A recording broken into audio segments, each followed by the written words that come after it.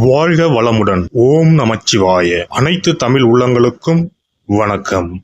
அக்னி கிரகமான சூரிய பகவான் மற்றொரு நெருப்புக்கோளான செவ்வாயின் ஆதிக்கத்தில் உள்ள விருச்சிக ராசியை கடக்கும் சுமார் ஒரு மாத காலத்தையே நாம் கார்த்திகை மாதம் என்றும் விருச்சிக மாதம் என்றும் அழைக்கின்றோம். துலாம் ராசியில் தனது வீரியத்தை தானே குறைத்து கொண்ட சூரிய பகவான் மீண்டும் தனது பூரண வீரியத்தை பெற்று வலம் வரும் மாதமே கார்த்திகை மாதம் எனவும் விருச்சிக மாதம் எனவும் கூறுகின்றோம்.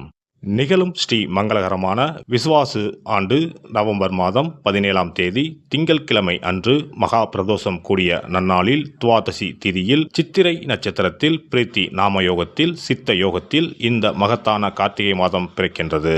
இம்மாத கிரகநிலை என எடுத்துக்கொண்டால் கார்த்திகை 1ஆம் தேதி 17/11/2025 அன்று கும்பராசியில் சனி பகவான் வக்ர நிவர்த்தி அடைகின்றார். கார்த்திகை மாதம் 2ஆம் தேதி 18/11/2025 அன்று கடகத்தில் குருவின் வக்கரம் நடக்கின்றது.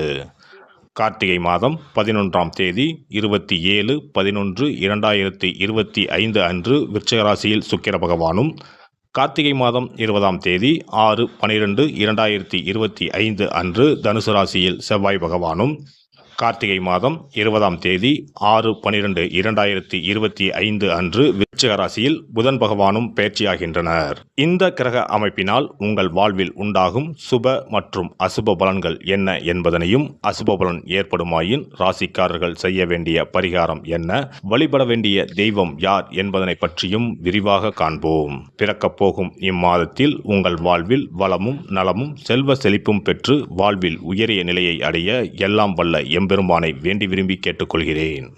மேசராசி அன்பர்களே, கார்த்திகை மாத கிரக நிலைகளை ஆராய்ந்து பார்க்கும் பொழுது மாத தொடக்கத்தில் லாபஸ்தானத்தில் சஞ்சரிக்கும் சனி வக்ர நிவர்த்தியாகி பலம் பெறுகின்றார். எனவே பொருளாதார பற்றாக்குறை அகலும். புதிய திட்டங்கள் யாவும் வெற்றி பெறும். அருளாளர்களின் ஆசியும் அன்பு நண்பர்களின் ஆதரவும் திருப்தி தரும். ராசிநாதன் செவ்வாய் பூர்வ புண்ணிய ஸ்தானாதிபதியுடன் இணைந்து விருச்சிக ராசியில் தன் சொந்த வீட்டில் சஞ்சரிப்பதால் எடுத்த முயற்சிகள் அனைத்திலும் வெற்றி கிடைக்கும். தம்பியுடன் இருந்த பகை மாறும். பாக பிரிவினைகள் சுமூகமாக முடியும். மாத தொடக்கத்தில் குரு பகவான் உங்கள் ராசிக்கு 4ஆம் இடம் எனப்படும் சுகஸ்தானத்தில் உச்சம் பெற்று சஞ்சரிக்கிறார். அவர் கார்த்திகை 2ஆம் தேதி முதல் வக்கரம் பெறுகின்றார். உங்கள் ராசிக்கு 9, 12 ஆகிய இடங்களுக்கு அதிபதியானவர் குரு பகவான். எனவே இந்த வக்கர காலத்தில் வளர்ச்சியும் உண்டு, தளர்ச்சியும் உண்டு. நினைத்தது நிறைவேறாமல் போகலாம். நடக்காது என்று நினைத்த காரியம் நடைபெற்று மகிழ்ச்சியை தரும். இருப்பினும் இக்காலத்தில் குருவின் வழிபாடு அவசியம் தேவை. கார்த்திகை மாதம் 11ஆம் தேதி விருச்சிக ராசிக்கு சுக்கிரன் வருகின்றார். அவர் உங்களுக்கு யோகத்தை வழங்கப் போகிறார். அங்குள்ள சூரியன் செவ்வாயோடு இணைகின்றார். எனவே சுக்கிரமங்கல யோகம் உருவாகிறது. இதனால் கல்யாண கனவுகள் நனவாகும். வீட்டிற்கு தேவையான விலை உயர்ந்த பொருட்களை வாங்கி மகிழ்வீர்கள். ஆடை ஆபரண சேர்க்கையும் உண்டு. உடன் பிறப்புகள் மூலம் ஒரு நல்ல தகவல் கிடைக்கும். அரசு வழியில் வேலைக்கு விண்ணப்பித்தவர்களுக்கு இப்பொழுது நேர்முக தேர்வில் வெற்றி கிடைத்து வேலையும் கிடைத்து மகிழ்ச்சி அதிகரிக்கும். கார்த்திகை 20ஆம் தேதி தனுசு ராசிக்குள் செவ்வாய் பகவான் செல்கின்றார். உங்கள் ராசிநாதனாகவும் அஷ்டமாபதியாகவும் விளங்கும் செவ்வாய் பகவான் தற்சமயம் 9ஆம் இடத்திற்கு வரும்பொழுது பாக்கியஸ்தானம் பலம் பெறுகின்றது. எனவே கேட்டது கிடைக்கும், நினைத்தது நடக்கும். இதுவரை சேமித்த சேமிப்பை இப்பொழுது அசையா சொத்தாக மாற்ற முயற்சிப்பீர்கள். பத்திரப்பதிவில் இருந்த தடைகள் அகலும். மூடி கிடந்த தொழிலுக்கு திறப்பு விழா நடத்துவீர்கள். முன்னேற்ற பாதையில் அடியெடுத்து வைக்க சகோதரர்கள் உதவுவார்கள். கார்த்திகை 20ஆம் தேதி விருச்சிக ராசிக்கு புதன் பகவான் வருகின்றார். உங்கள் ராசிக்கு 3, 6 ஆகிய இடங்களுக்கு அதிபதியானவர் புதன் பகவான். அவர் அஷ்டமத்தில் சஞ்சரிக்கும் இந்த நேரம் ஒரு அற்புதமான நேரமாகும். கெட்டவன் கெட்டிடில் கிட்டிடும் ராஜயோகம் என்பதற்கேற்றபடி படிப்படியாக தடைப்பட்ட காரியங்கள் தானாக நடைபெறும். அடிப்படை வசதிகள் பெருகும். ஆனந்த வாழ்க்கை மலரும். குழந்தைகள் எதிர்கால நலன் கருதி எடுத்த முயற்சிகள் யாவிலும் வெற்றி கிடைக்கும். பொது வாழ்வில் உள்ளவர்களுக்கு எதிர்பார்த்த மாற்றம் உண்டு. வியாபாரம் தொழில் செய்பவர்களுக்கு விடிவு காலம் உண்டு. உத்தியோகத்தில் உள்ளவர்களுக்கு பதவி உயர்வு உண்டு. கலைஞர்களுக்கு நினைத்தது நடக்கும். மாணவ மாணவியர்களுக்கு படிப்பில் கவனம் தேவை. பெண்களுக்கு கடன் என்ற 3 எழுத்து தீரும். கல்யாண கனவுகள் நனவாகும். லாபாதிபதி பலம் பெறும் இந்த நேரம் தொழில் வியாபாரத்தில் எதிர்பார்த்ததை காட்டிலும் கூடுதல் லாபம் கிடைக்கும். நீங்கள் துணிந்து எடுத்த முடிவு ஆச்சரியத்தில் ஆழ்த்தும். நல்ல சம்பவங்கள் இல்லத்தில் ஒவ்வொன்றாக நடைபெறும். வெளிநாட்டு பயண வாய்ப்புகள் கைகூடும். வேலை நிமித்தமாகவோ அல்லது வியாபாரம் சம்பந்தமாகவோ அந்நிய தேசத்தை எதிர்பார்த்து காத்திருப்பவர்களுக்கு அது கைகூடும். சனி பகவான் ராகு பகவான் இருவரும் லாபஸ்தானத்தில் சஞ்சரிப்பதால் இம்மாதம் முழுவதும் வருமானம் திருப்திகரமாக இருக்கும். குடும்ப செலவுகள் கட்டுக்கடங்கியே இருக்கும். திட்டமிட்டு செலவு செய்தால் எதிர்காலத்திற்கு என்று சிறிது சேமித்து வைத்துக் கொள்ள முடியும். பூர்வ புண்ணிய ராசியில் கேது பகவான் சஞ்சரிப்பதால் பாடல் பெற்ற திருத்தல தரிசனம் கிட்டும். குரு பகவான் கார்த்திகை 2ஆம் தேதி வக்கரகதியில் சென்றாலும் திருமண முயற்சிகளை அது பாதிக்காது. திருமணமான பெண்மணிகளுக்கு கருத்தரிக்கும் வாய்ப்பு உள்ளது. பழைய கடன்கள் இருப்பின் அவற்றை அடைத்து நிம்மதி பெறலாம். அஷ்டமத்தில் சூரியன் செவ்வாய் சேர்க்கை ஏற்பட்டுள்ளதால் உஷ்ண சம்பந்தமான உபாதைகள் ஏற்படக்கூடும். லாபஸ்தானத்தில் உத்தியோகக்காரரான சனி பகவான் ராகுவுடன் இணைந்திருப்பது மேல் அதிகாரிகள், நிர்வாகத்தினர் ஆகியோரின் ஆதரவை எடுத்து காட்டுகிறது. தசா புக்திகள் சுபபலம் பெற்றிருப்பின் ஊதிய உயர்வு மற்றும் உயர் பதவி கிடைப்பதற்கு சாத்தியக்கூறு உள்ளது. புதிய வேலைக்கு அல்லது வேலை மாற்றத்திற்கு முயற்சிக்கும் அன்பர்களுக்கு வெற்றி கிட்டும். தொழில் வியாபாரத்தை பொறுத்தவரை உற்பத்தியை உயர்த்தி கொள்ள சந்தை நிலவரம் இம்மாதம் முழுவதும் அனுகூலமாக உள்ளதை கிரகநிலைகள் உறுதி செய்கின்றன. புதிய கிளைகள் திறப்பதற்கு ஏற்ற மாதம் இதுவாகும்.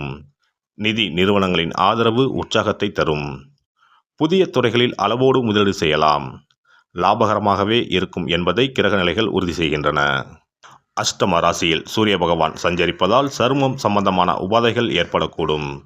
கூடிய வரையில் அதிக அலைச்சலை குறைத்துக் கொள்வது நல்லது. ஞாயிறு மற்றும் சனிக்கிழமைகளில் அருகில் உள்ள திருக்கோவில் ஒன்றில் தீபத்தில் சிறிது நெய் அல்லது நல்லெண்ணெய் சேர்த்து தரிசித்துவிட்டு வருவது மிக சிறந்த பரிகாரமாகும். சிறப்பு பரிகாரம். கழுத்தை நெரிக்கும் கடன் தொல்லையா? தடையின்றி வீட்டில் பணம் புழங்க கை கொடுக்கும் வெள்ளம் பரிகாரம். எவ்வளவு சம்பாதித்தாலும் கடன் தொல்லைகள் விரட்டி விரட்டி வருகிறதா? கழுத்தை நெரிக்கும் பிரச்சனைகளிலிருந்து விடுபட எளிய பரிகாரங்களை செய்து அதிலிருந்து மெல்ல மெல்ல மீண்டு வரலாம். பெரும்பாலும் கடனில் மூழ்கி இருப்பவர்களுக்கு நிம்மதி என்பதே இருக்காது. ஒவ்வொரு நாளும் ஒவ்வொரு யுகமாக நகரும். சொல்ல முடியாத அளவுக்கு மன உளைச்சலுக்கும் ஆளாவார்கள். இது போன்ற தொந்தரவில் சிக்கியுள்ளோர் பச்சரிசி பரிகாரங்களை செய்யலாம். இந்த பச்சரிசி பரிகாரத்தை வெள்ளிக்கிழமை, பௌர்ணமி வரும் நாட்கள் அல்லது புரட்டாதி நட்சத்திரம் வரும் நாட்கள், சதுர்த்தி நாட்கள் இப்படி ஏதாவது ஒரு நாளில் இந்த பரிகாரத்தை செய்யலாம். பிரம்ம முகூர்த்தத்தில் செய்வது மிகவும் நல்லது. இதற்கு ₹1 நாணயம் மொத்தம் 11 எடுத்துக்கொள்ள வேண்டும். நாட்டு மருந்து கடைகளில் கிடைக்கும் புனுகு என்ற பொருள், ஜாதிக்காய், ஏலக்காய் போன்றவற்றையும் வாங்கி வைத்துக் கொள்ள வேண்டும். இப்போது 11 நாணயங்களின் மீதும் இந்த புனுகை சிறிது தடவி விட வேண்டும். மஞ்சள் அல்லது சிவப்பு நிற பருத்தி துணி ஒன்றை எடுத்துக்கொண்டு புனுகு தடவிய நாணயம், ஏலக்காய், ஜாதிக்காய் போன்றவற்றையும் அதில் போட்டு அனைத்தையும் முடிச்சு போட்டு ஒரு பாத்திரத்தின் உள்ளே வைத்துவிட வேண்டும். இந்த பாத்திரத்தின் மீது பச்சரிசியை கொட்டி மூடிவிட வேண்டும். குடும்பத்தில் அதிக சம்பளம் பெறும் நபர்கள் தூங்கும் இடத்தில் இதனை வைத்துவிட்டால் போதும். 48 நாட்களுக்கு இதனை தொடாமல் இருக்க வேண்டும். 48 நாட்கள் கழித்து பாத்திரத்தில் உள்ள ஏலக்காய், ஜாதிக்காய் ஆகியவற்றை தண்ணீரில் விட்டுவிட வேண்டும். பச்சரிசினை எறும்புகளுக்கு தானம் செய்து விடலாம். இதனால் பண கஷ்டம் நீங்கி பணம் பெருக துவங்கும் என்பது நம்பிக்கை. அதேபோல 27 மொச்சை கொட்டைகளுடன் சிறிது வெல்லத்தையும் எடுத்து உள்ளங்கையில் வைத்துக்கொண்டு ஓம் ஸ்ரீ மகாலட்சுமி தாயே போற்றி என்ற மந்திரத்தை 27 முறை சொல்ல வேண்டும். பிறகு ஒரு தண்ணீர் உள்ள ஒரு பாத்திரத்தில் மொச்சக்கொட்டை வெல்லத்தையும் சேர்ந்து கலந்து பசுமாட்டுக்கு தரலாம் அல்லது ஓடும் ஆற்றில் கரைத்து விடலாம். வாரந்தோறும் வெள்ளிக்கிழமைகளில் தொடர்ந்து 11 வாரம் சூரிய உதயத்திற்கு முன்பாக செய்து வரும்போது பண கஷ்டம் மெல்ல மெல்ல குறைய துவங்கும். அதே போல கடன் சிக்கலில் உள்ளவர்கள் பெருமாள் கோவிலுக்கு சென்று சனிக்கிழமை, புதன்கிழமைகளில் சக்கரத்தாழ்வார் சன்னதியில் துளசி மாலை சாற்றி 12 முறை வலம் வர வேண்டும். இதேபோல் 12 வாரமும் துளசி மாலை சாற்றி பிரார்த்தனை செய்து வந்தால் கடன் பிரச்சனைக்கு விடிவு காலம் கிடைக்கும். அதே போல அரச இலையை வைத்தும் பரிகாரம் செய்யலாம். அரச இலையில் மஞ்சள் பிள்ளையாரை பிடித்து வைத்து அதற்கு குங்கும பொட்டு, பூ வைத்து பூஜை அறையில் வைத்து தீபம் ஏற்ற வேண்டும். ஒரு வெற்றிலையை எடுத்து அதில் உங்களது கடன் தொகை எவ்வளவு என்பதையும் அந்த கடன் தீர வேண்டும் என்றும் எழுத வேண்டும். பிறகு வெட்டிவேர் ஒரு துண்டு, நெல்மணி ஒரு ஸ்பூன், 2 அருகம்புல் போன்றவைகளை வெற்றிலையில் வைத்து மஞ்சள் பிள்ளையாரின் முன்பு வைத்துவிட வேண்டும். இப்போது பிள்ளையாருக்கு தீபாராதனை காண்பித்து கடன் பிரச்சனை சீக்கிரம் தீர வேண்டும் என்று பிரார்த்தனை செய்து கொள்ள வேண்டும். இப்படி வாரம் வாரம் வெள்ளிக்கிழமையில் வழிபட்டு வரும்போது பலன் கிடைக்கும். எந்த ஒரு பரிகாரமாக இருந்தாலும் முழு மனதுடன் முழு நம்பிக்கையுடன் செய்தால் மட்டுமே பலன் கிடைக்கும். எல்லாம் வல்ல இறையருளால் நீங்களும் உங்கள் அன்பு குடும்பமும் உடல் நலம், நீலாயுள், நிறை செல்வம், உயர் புகழ், மெய்ஞானம் ஓங்கி வாழ்க வளமுடன். இந்த வீடியோ பதிவு உங்களுக்கு பிடித்திருந்தால் லைக் பண்ணுங்க, கமெண்ட் பண்ணுங்க, ஷேர் பண்ணுங்க, மறக்காம சப்ஸ்கிரைப் பண்ணுங்க, பக்கத்துல இருக்கிற பெல் பட்டனை கிளிக் பண்ணுங்க. நன்றி, வணக்கம். ஓம் நமச்சிவாய, சிவாய நம.